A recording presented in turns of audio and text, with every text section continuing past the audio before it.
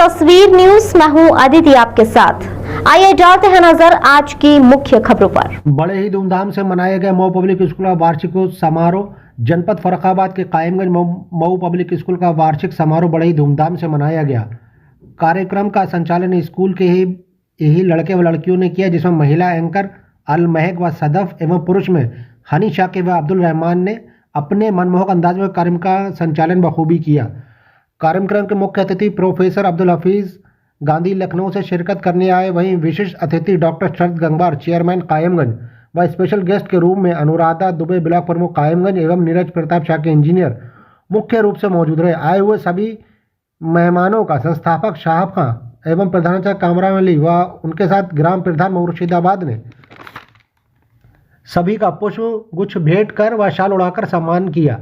इस मौके पर बच्चों ने रंगारंग कार्यक्रम प्रस्तुत कर लोगों का मन मोहा एवं साथ ही साथ मंचन के रूप में समाज को एक संदेश भी दिया, जिसमें मुख्य रूप से बाल विवाह, लड़का लड़की में भेदभाव, नशा मुक्ति, देश प्रेम एवं शिक्षा के मंचन के रूप में बखूबी दर्शाया गया।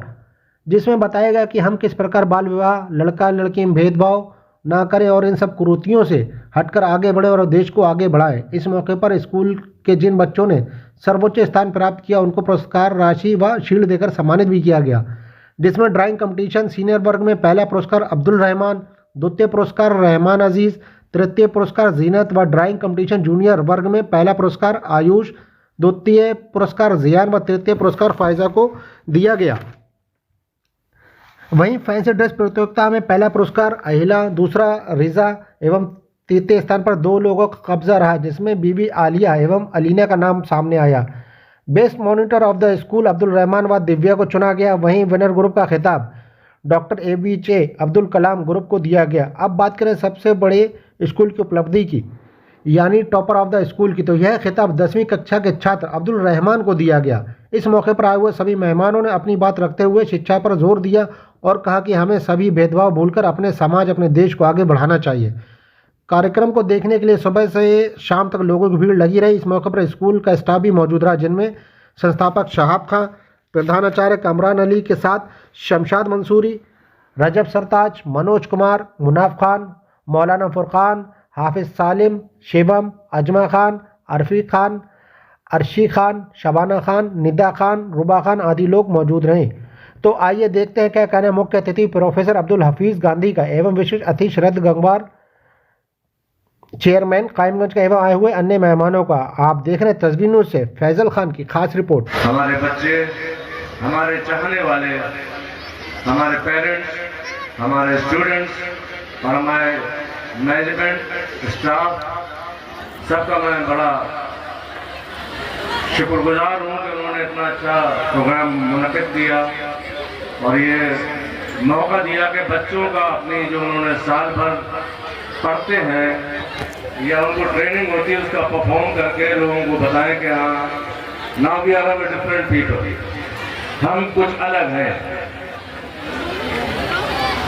एजुकेशन एक ऐसी चीज है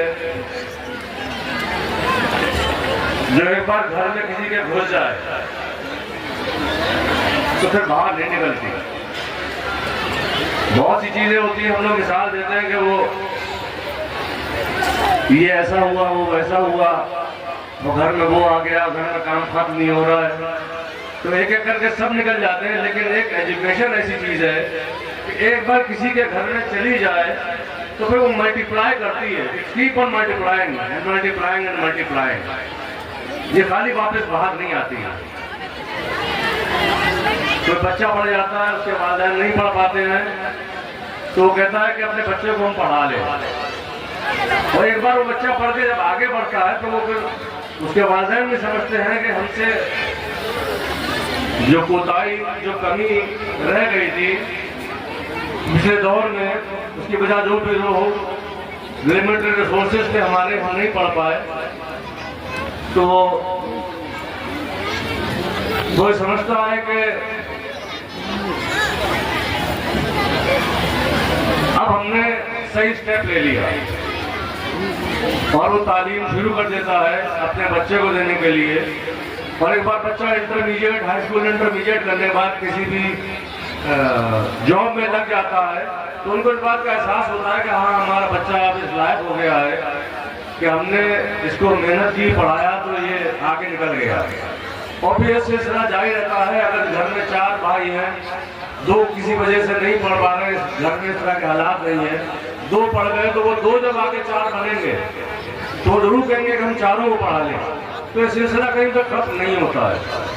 तो मेरी दरख्वास्त ये है, मैं हर बार इसी बात पे जोर भी देता हूँ कि आप लोग अपने सरमाए को समेटे। जो आपका सरमाया है, जो छोटे छोटे खर्च है, जो आप बेफजूल खर्च कर लेते हैं दांतों में और अपने शौक पूरा करने के लिए, उसको समेटे और इतना समेटे कि आप अपने बच्चों को पढ़ा के उनमें शऊर पैदा कर दें। एक बार अगर उनमें आप शऊर पैदा कर देंगे, उनमें उनको इस लायक कर देंगे कि वो क्या सही है क्या गलत है, या पावर ऑफ रीजनिंग उनमें आ जाएगी कि what is right and what is wrong, तो फिर वो पीछे नहीं हट पाएंगे। वो एक घर जो है फिर कहीं रुकेगा नहीं। इस बीच में भूल गया जरा सा, मैं बहुत शुक्रिया अदा करना चाहता हूँ कि मैं सॉरी फॉर दैट मेरे चीफ गेस्ट बैठे अब्दुल हाफिज साहब गांधी जी और डॉक्टर चंद्र गंगवार जो हमारे चेयरमैन हैं कायमगंज के, और हमारे गेस्ट अभी 2 आने को बाकी हैं, उनका भी मैं अभी से शुक्रिया अदा करता हूँ। हो सकता है जब वो आए तो मेरी बात खत्म हो चुके। नीरज गंगवार साहब, नीरज शाह के साथ जो कि इंजीनियर है पेशे से, जो यूएनओ में रहे थे, अभी नहीं आए, और हमारी ब्लॉक प्रमुख मिसेस सन दुबे, तो उनका भी मैं शुक्रिया अदा करता हूँ। आप लोग आया, आपने बहुत टाइम दिया, बहुत बहुत शुक्रिया आपका। तो कहने का मकसद था कि हम लोगों ने तारीख के ऊपर जो, जैसे अरबी का एक शायर है, उसने कहा है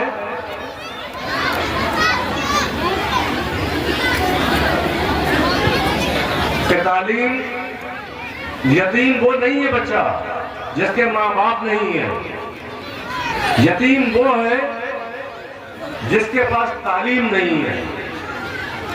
शायर जाहिर सी बात है, ऐसे कोई बात नहीं कहता, शायर बहुत जीनियस होते हैं, एक आम इंसान से हट के उनका दिमाग होता है, बहुत ज़्यादा सोचते हैं। तो उन्होंने ऐसे ही नहीं कहा कि अगर तालीम नहीं है तो बच्चे को यतीम नहीं कहा सकता। बच्चे को यतीम जब भी कर सकते हैं, कह सकते हैं, जब उसके पास तालीम नहीं है। माँ बाप के ना होने से वो यतीम नहीं है। तो मैं यही चाहता हूँ कि हम लोग सब लोग बहुत मेहनत करें, बहुत पढ़ें, आगे बढ़ें, और साथ ही साथ स्पोर्ट्स पे बहुत ध्यान दें। क्योंकि मेरा खुद पर्सनल अपना मामला रहा स्पोर्ट्स से, हालांकि मैं कहीं नेशनल पे नहीं खेला, लेकिन इन्वॉल्वमेंट मेरा कहीं ना कहीं रहा है। तो आने वाले वक्त में अभी हमने मऊ स्पोर्ट्स क्लब बनाया है जो रजिस्टर्ड है, उसमें हम लोग की 2 टीमें हैं। एक टीम तो जो बहुत पहले से खेलती आ रही थी, जिनको कोई ट्रेनिंग नहीं मिली थी, तो वो तो खैर चल रही है, अच्छा खेल रही है, लेकिन जो बच्चे हम लोग तैयार कर रहे हैं वो बहुत अच्छे बच्चे तैयार हो गए। आने वाले वक्त में 10-12 साल के बच्चे का अगर आप उनका परफॉर्मेंस देख लें तो आपको ताजुब हो जाएगा।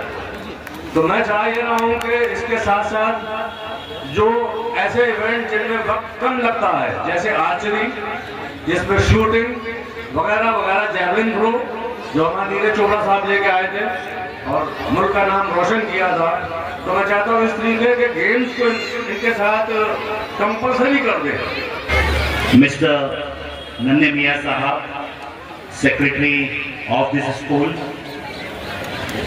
जनाब doctor Sharad Gangwar ji, chairman Kaimganj, mister Anil Gangwar sir, principal Adarsh inter college, mister Sanjeev Gangwar ji, who is a government teacher, mister Adil Khan प्रधान जी, मिस्टर शोएब खान प्रधान जी, और हमारे साथ principal of this school Kamran Khan साहब हमारे साथ आए हुए।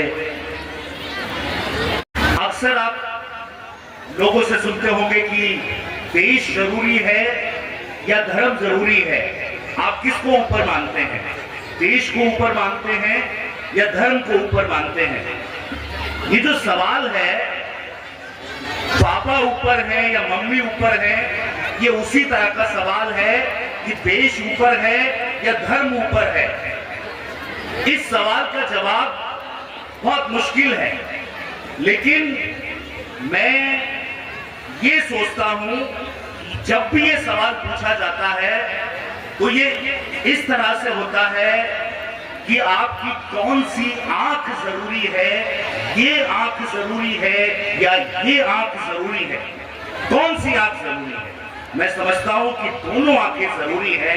अगर पिता जरूरी है तो माता भी जरूरी है, अगर देश जरूरी है तो धर्म भी जरूरी है। किसी को ऊंचा या नीचा करके मत पूछिए, क्योंकि ये फंसाने वाले सवाल हैं। मुझसे पूछेंगे कि मैं आपकी कौन सी आंख फोड़ दूं, तो मैं तो नहीं फोड़ने दूंगा। मेरे लिए देश भी जरूरी है, धर्म भी जरूरी है, माँ भी जरूरी है और पिता भी जरूरी है। इसलिए मैं समझता हूँ कि इस तरह की बहसों में पढ़ने से बहुत कुछ निकलने वाला नहीं है। मैं खुद एक टीचर हूँ, मैं लॉ के स्टूडेंट्स को पढ़ाता हूँ। मैं छोटे स्टूडेंट्स को नहीं पढ़ाता हूँ जो ग्रेजुएशन कर आते हैं या इंटरमीडिएट कर आते हैं, मैं उनको पढ़ाता हूँ। और as a teacher, whenever I go to class, I remember one thing, and that one thing is that if students like you, they will do anything for you, but if students don't like you, they will do anything to you. कहने का मतलब ये है कि अगर students आपको पसंद करते हैं तो आपके लिए कुछ भी कर सकते हैं, और अगर आपको स्टूडेंट पसंद नहीं करता, अपनी माताओं से, अपनी बहनों से, कि आपकी जो गोद है वो पहला स्कूल है किसी भी बच्चे का। अगर मां अनपढ़ है तो कितने भी अच्छे स्कूल में आप बच्चे को पढ़ा लें, उसके अंदर सलीका नहीं आ सकता। उसका जो प्रोनाउंसिएशन है, उच्चारण, मेरी गारंटी है कभी सही नहीं हो सकता अगर माँ का प्रोनाउंसिएशन सही नहीं है। माँ का जो बच्चे का उच्चारण जिंदगी भर ठीक नहीं हो सकता, ये मेरी गारंटी है। इसलिए माँ का पढ़ा लिखा होना बहुत ज्यादा जरूरी है। कोई भी देश, कोई भी प्रदेश आधी आबादी को अशिक्षित रखकर, इलिटरेट रखकर तरक्की नहीं कर सकता। कोई समाज तरक्की नहीं कर सकता। इसलिए हमें अपनी माओ बहनों को पढ़ाना जरूरी है। माओ बहनों को पढ़ाना इसलिए भी जरूरी है क्योंकि शादी से पहले ये अपना घर रोशन करती हैं और शादी के बाद ये दूसरे का घर रोशन करती हैं। एक बच्ची को पढ़ाना ऐसा है जैसे आप समाज के पूरे समाज को आप शिक्षित कर दे रहे हैं। To educate a girl is like educating the whole society.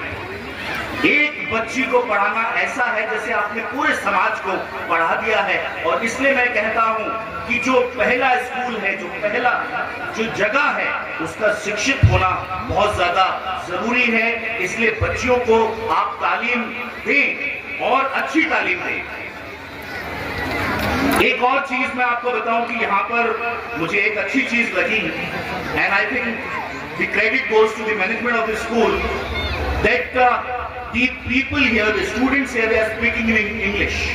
They are very fluent in English, and this is very amazing because seeing the locality, which is Kaimganj, I think this city is not developed.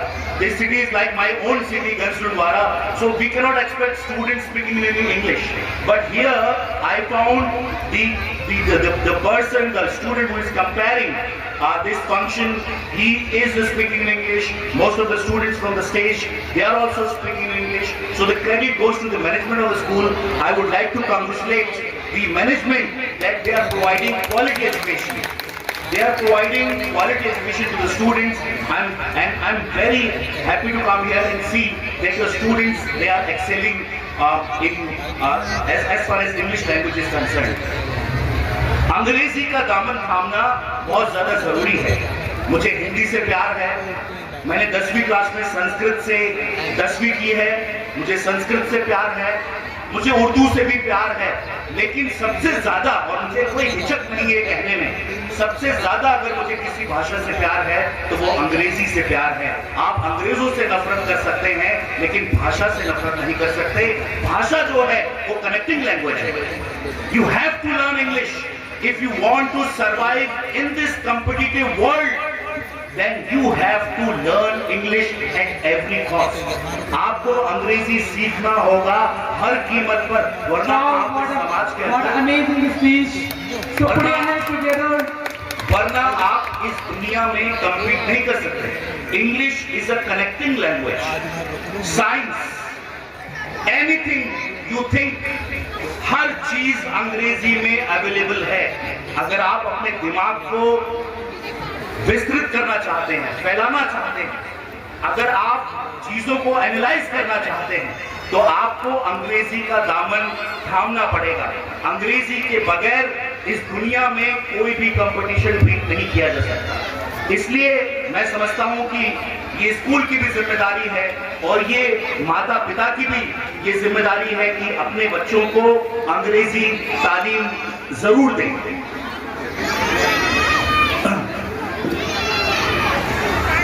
एक और चीज जो मैं आपके साथ share करना चाहता हूं वो ये है कि स्कूल की किताबों के साथ साथ आप जो दूसरी किताबें हैं उनको भी आप पढ़ा कीजिए। बहुत सारी किताबें हैं साइकोलॉजी के बारे में, समाज के बारे में, हिस्ट्री के बारे में, जो वक्त वक्त पे लोग लिखते रहते हैं, उसको भी पढ़ना जरूरी है, क्योंकि उसके बगैर आपका जहन खुलेगा नहीं। आपको एक्सपोजर जो मिलता है वो किताबों से मिलता है। आजकल जो मैं ये किताब पढ़ रहा हूँ, ये किताब है जैपनीज प्रोफेसर की, इनका नाम है युवल नोहा हरारी, और इन्होंने ये किताब लिखी है नेक्सस। नेक्सस का मतलब है एक तरह से संबंध या पावर से भी इसका मतलब आप लगा सकते हैं। इन्होंने ये कहा है कि स्टोन एज से लेकर आज तक की एज, इसको हम एआई एज कहते हैं, आर्टिफिशियल इंटेलिजेंस की एज है। इन्होंने कहा है कि जिसके पास जितनी इंफॉर्मेशन होगी वो उतना ही ताकतवर होगा, जिसके पास जितना डेटा होगा उतना ही वो ताकतवर होगा। आज की लड़ाई जो है वो तीर कमान से और हथियारों से नहीं होगी, बल्कि डेटा से होगी, इंफॉर्मेशन से होगी। और इन्होंने कहा है कि information is the oxygen of modern age. आज का जो ऑक्सीजन है वो इंफॉर्मेशन है। जिसके पास जितनी इंफॉर्मेशन है वो उतना ताकतवर है। इसलिए ये सिर्फ समाजों के लिए नहीं है, ये सिर्फ देशों के लिए नहीं है, कंट्रीज के लिए नहीं है, ये इंडिविजुअल के लिए भी है कि जितनी जानकारी, जितनी इंफॉर्मेशन, जितना डेटा आपके पास होगा, उतना ही आप अपने आप को मजबूत समझें, उतना ही विजडम, उतना ही वाइस आप अपने आप को समझें। इसलिए इंफॉर्मेशन गैदर करना बहुत जरूरी है। मैं उदाहरण के तौर पे समझाना चाहूंगा।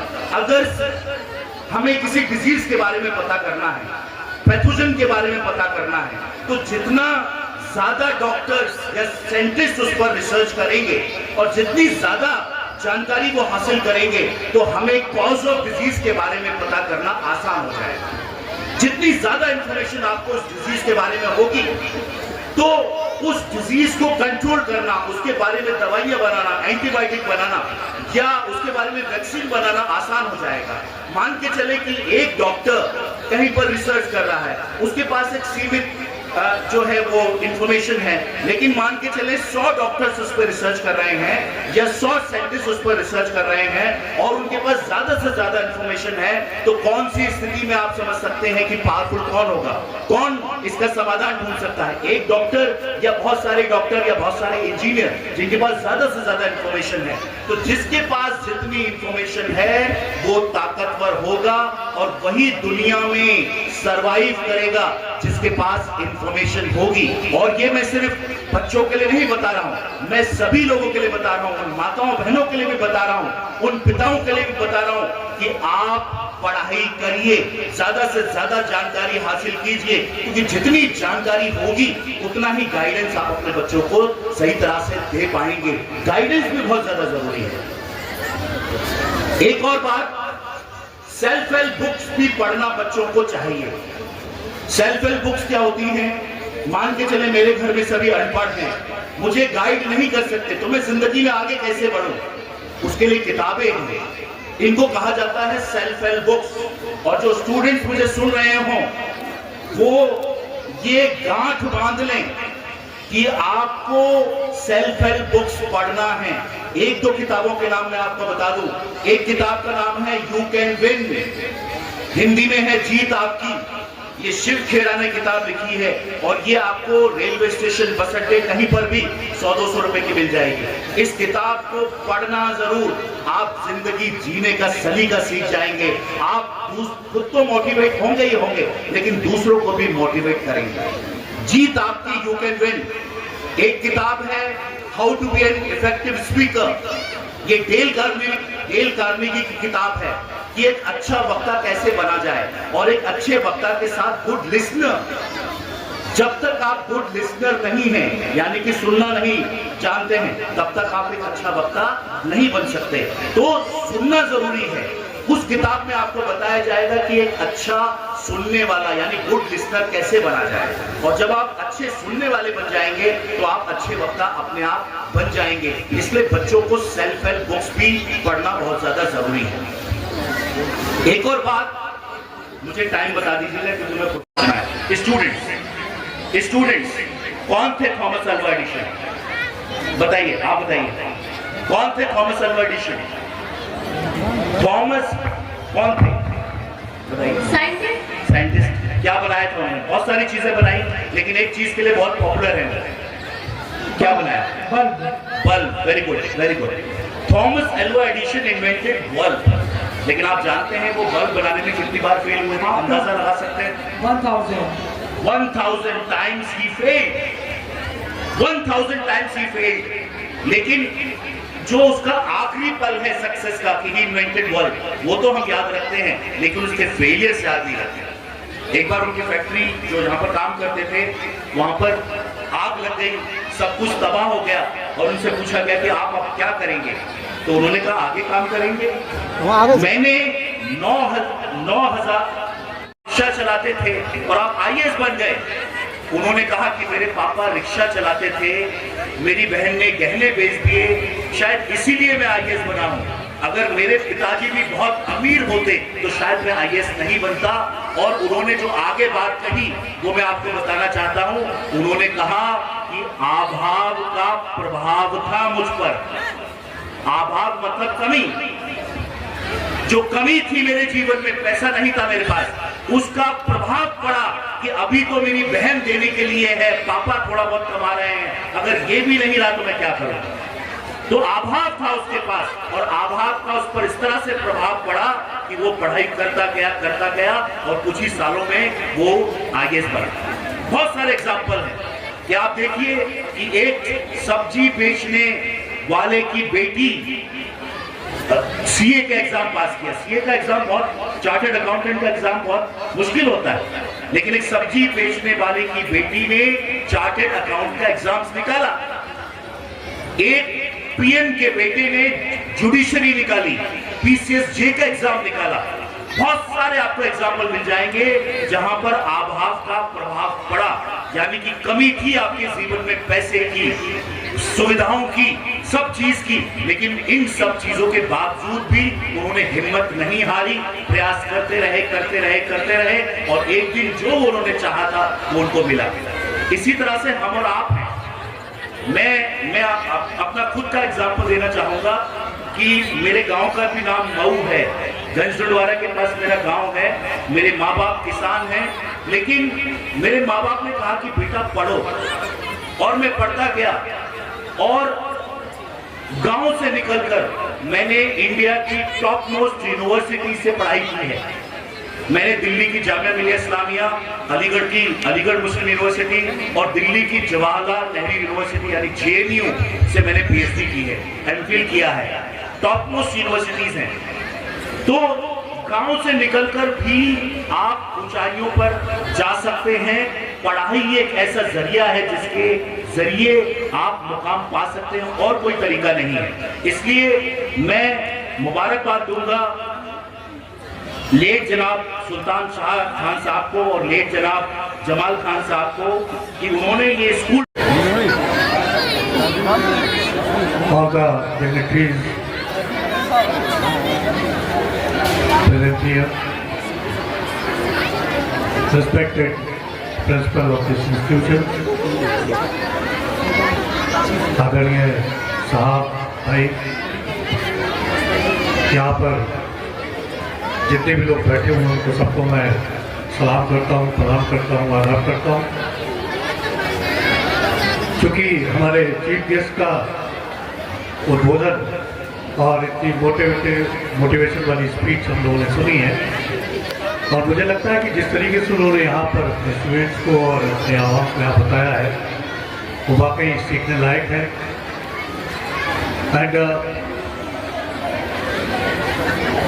आज मैं बहुत अपने आप को गौरवान्वित समझ रहा हूँ कि आज मैं यहाँ पर इस स्कूल के प्रांगण में हूँ और आप लोगों के बीच आपके इस प्रोग्राम को मैंने देखा। And I really want to appreciate this MAU public school, क्योंकि जिस तरीके से उन्होंने इस प्रोग्राम को ऑर्गेनाइज किया है, I really hats off to them, और बहुत ही अच्छा लगा यहाँ आकर। क्योंकि हमारे चीफ गेस्ट साहब ने बहुत अच्छे तरीके से समझाया।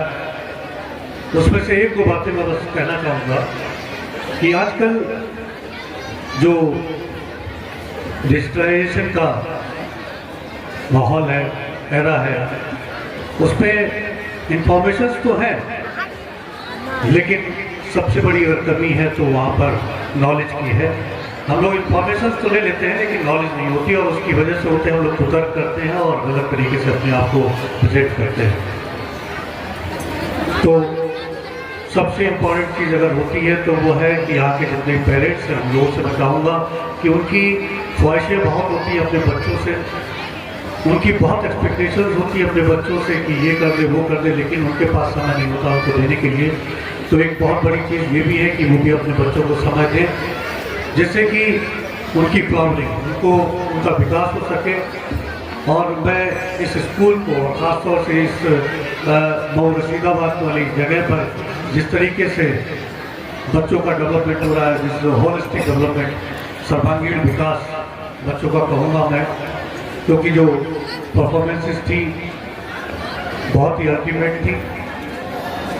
और अगर इसी तरीके से स्कूल में और ख़ासतौर से हमारे जो कंपेयर, जो सर ने कहा कंपेयर थे, जिस तरीके से उन्होंने अपनी कंपेयरिंग की, this is ultimate. I really appreciate all the students of this tuition. And last but not least, मैं फिर से एक बार थैंक्स कहूँगा इस कॉलेज के मैनेजमेंट को, इस कॉलेज के स्टाफ को, जिन्होंने मुझे यहाँ पर आने का मौका दिया और मुझे इस जगह के बारे में और इस स्कूल के बारे में पता लगा। अब तो मैं 4 लाइनें बस अपनी बात को और सबके उसको मैं चाहूँगा कहूँ। किसी शायर ने बहुत अच्छे तरीके से इसको रखा है कि जिंदगी दी है तो जीने का हुनर भी देना, जिंदगी दी है तो जीने का हुनर भी देना, पाँव बख्शे हैं तो तौफीक के सफ़र भी देना, गुफ्तगू तुमने सिखाई मैं तो गूंगा था, अब जो बोलूँ तो बातों में असर भी देना, अब जो बोलूँ तो बातों में असर देना। Thank you very much, thanks a lot. यहाँ पर मौजूद हमारे अजीज मित्र, हरदिल अजीज जनाब साहब भाई, इस संस्था के प्रिंसिपल साहब, बच्चों को सच्ची शिक्षा देने वाले अध्यापकगण, यहाँ पर मौजूद हमारी माताएं, बहनें, बच्चों के अभिभावक और बहुत बेहतरीन शिक्षा पा रहे हमारे देश के भविष्य से प्यारे बच्चों, मैं इंजीनियर नीरज प्रताप शाक्य आप सभी का इस एनुअल फंक्शन जो पास महोत्सव आपका हो रहा है उसके आयोजक मंडल को, जनाब साहब भाई को बहुत बहुत बधाई देता हूं, बहुत बहुत मुबारकबाद देता हूं कि उन्होंने अपने बच्चों को इतनी अच्छी शिक्षा देकर के आज ये कार्यक्रम आयोजित किया है। सबसे पहले जोरदार ताली बजाइए इन सभी के नाम पर जिन्होंने आज हम सबको एक साथ बैठने का मौका दिया है।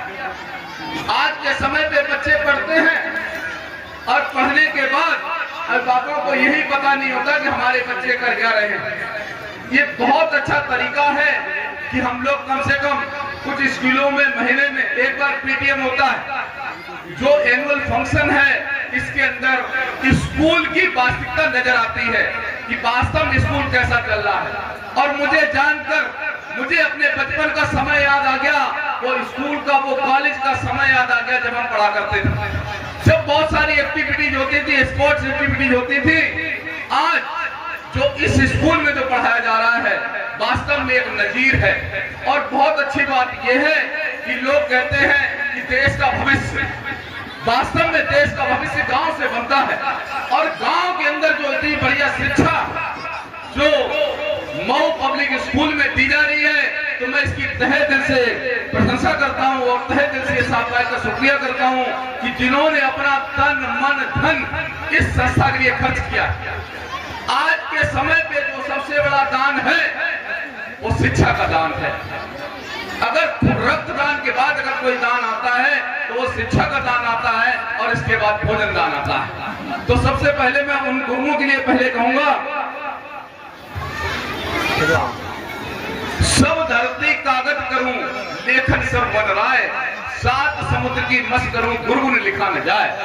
अर्थात मैं अगर पूरे धरती को कागज बना लूं और सात समुद्र को सही बना लूं, तब भी मैं गुरु की व्याख्या नहीं कर सकता। ये माननीय कबीरदास जी ने कहा है। तो ऐसे गुरु यहाँ पे मौजूद हैं, ऐसे शिक्षक मौजूद हैं जो बच्चों को शिक्षा ही नहीं दे रहे, उनका सर्वांगीण विकास कर रहे हैं। उनको योगा भी सिखा रहे हैं, उनको डांस भी सिखा रहे हैं, उनको शायरी भी सिखा रहे हैं और उनको वैज्ञानिक सोच भी दे रहे हैं। आज के समय पे अगर देखा जाए,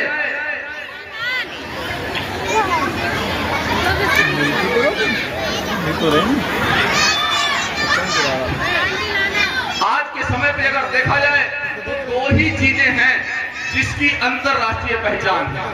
पहली है विज्ञान। आज अगर दुनिया में कोई भी चीज अगर कहीं दिखाई देती है, दुनिया से बाहर हम ग्रहों की बात करते हैं, चांद की बात करते हैं, तो विज्ञान की वजह से हम उनको जान पाए हैं। और विज्ञान में एक पुरस्कार मिलता है, नोबेल का पुरस्कार। यदि हम लोग वैज्ञानिक सोच रखेंगे तो जाकर के हम लोग आगे बढ़ पाएंगे।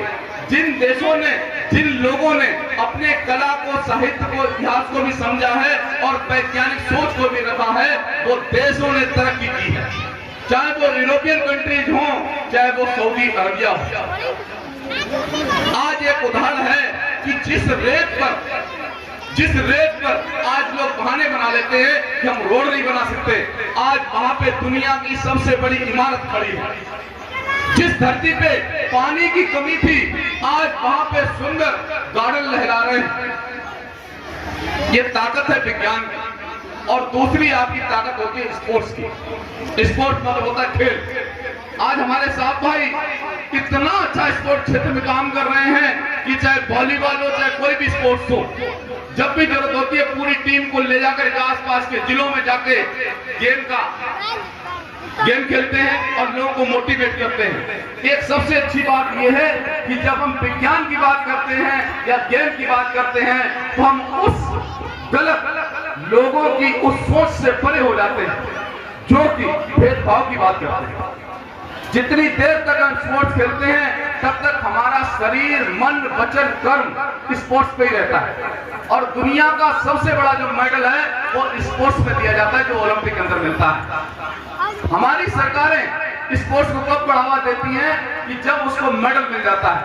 हमें लगता है कि अगर हम मऊ जैसे स्कूल, जो पब्लिक स्कूल के अंदर आपकी एक्टिविटी कराई जा रही है, जो स्पोर्ट्स खिलाया जा रहा है, इसी तरह से अगर बेसिक स्तर पे ऐसे स्कूल खोले जाएं तो भारत किसी दिन विश्व शक्ति होगा स्पोर्ट्स के मामले में। आज के समय पे जो दुनिया की ताकत मानी जाती है, या तो वैज्ञानिक सोच की वजह से मानी जाती है, आपकी मिसाइलों, परमाणु बम, आपकी सैनिक शक्ति से मानी जाती है, या आपकी ताकत मानी जाती है कि आप स्पोर्ट्स में कितने गोल्ड मेडल लेकर के आए हैं। लेकिन बहुत बड़ा अफसोस मुझे ये है कि भारत में लगभग 140 करोड़ लोग होने के बाद भी हम लोग एक गोल्ड मेडल नहीं तरसते। ये बड़ी विडंबना है। और इस विडंबना को अगर दूर करना है तो हम लोगों को वैज्ञानिक सोच, तैयार करने की जरूरत है, वैज्ञानिक सोच पे विचार करने की जरूरत है। आज के समय पे बहुत से लोग आपने देखा होगा, एक हमारे भी गुरुजी जो मुख्य अतिथि थे वो कह रहे थे कि ऐसे ऐसे लोग जिनके पिताजी रिक्शा चलाते थे, जब वो डीएम बने, डीएम बनने के बाद उन्हें अपने पिताजी को रिक्शे बिठाया, तो उनमें से एक बच्चा था, ऐसा भी था जो महाराष्ट्र में पढ़ता था, जिन्होंने मध्य प्रदेश में इंदौर के अंदर शिक्षा महू में पाई है। उस जगह पे मैं रहकर भी आया हूँ। वहां पे जब उन्होंने शिक्षा पाई है तो स्कूल के बाहर पढ़ा करते थे। आज बाहर पढ़ने के बाद उन्होंने हार नहीं मानी, तो आपको भी हार नहीं मानी। बहुत से लोग कहेंगे कि सपने देखना मना है, सपने नहीं देखने चाहिए। मैं आपसे कहता हूं, future belongs to those who believes in the future of their dreams. Hindi में अगर कहें तो भविष्य उनके साथ होता है जो अपने सपनों की सुंदरता में विश्वास करते हैं। तो इसलिए सपने देखिए, और सपने वैसे देखिए जो सपने आपको सोने लगे। जाग के सपने नहीं देखे जाते। अगर आपने सपना देखा है कि मुझे आईएएस पीसीएस बनना है, आपने सपना देखा है कि मैंने एक अच्छा किसान बनना है, आपने अगर सपना देखा है कि मैंने एक वैज्ञानिक बनना है, आपने अगर सपना देखा है कि मैंने एक सफल राजनेता बनना है, अगर आपने वो सपने देखे हैं तभी सपने पूरे होंगे। सपने अकेले सोने से पूरे नहीं होते। तो इसलिए सपने देखिए और जरूर देखिए, और उनको पूरा करने के लिए अपनी नींद को त्यागिए। अब मैं आपसे कहूं, बच्चों के अंदर बहुत सारे गुण होते हैं, लेकिन कुछ गुण जरूर होने चाहिए, कुछ गुण जरूर होने चाहिए। बहुत सारे बच्चों के अंदर गुण है। ग्रामीण क्षेत्र में मैं भी आता हूं, आप भी आते हैं, साहब भाई भी आते हैं। अभी के लिए इतना ही। ताजा तरीन खबरों के लिए देखते रहिए तस्वीर न्यूज।